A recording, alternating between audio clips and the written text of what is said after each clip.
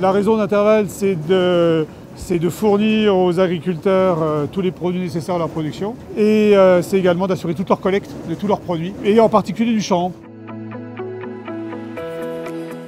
En fait, on a eu l'idée de faire ça parce que dans les années 90, on nous a annoncé que beaucoup de malheurs allaient s'abattre sur l'agriculture.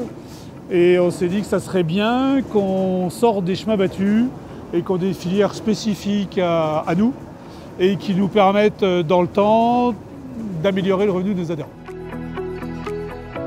La filière va bien parce que quand on a commencé à faire du chanvre, on devait avoir moins de 10 000 hectares, 5-6 000, et aujourd'hui on en a plus de 20 000.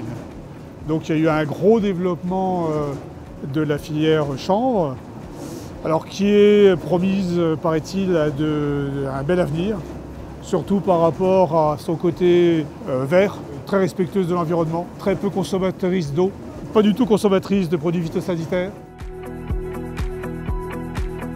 On peut mettre du chanvre un peu partout à partir du moment où on veut gagner en rigidité.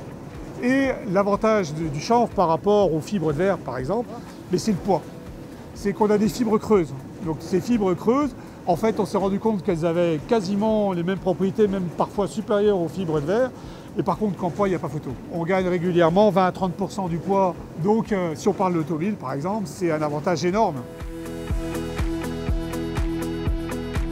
On s'est rendu compte que nos produits collaient très bien et correspondaient complètement à l'image de marque que voulait avoir le marché du textile. Donc, ça veut dire qu'en fait, on fait du chanvre cotonisé pour produire après du fil et après pour faire des jeans, un certain nombre de pièces vestimentaires avec ce fil de chanvre. Parce qu'on a un produit naturel qui est recyclable à l'infini.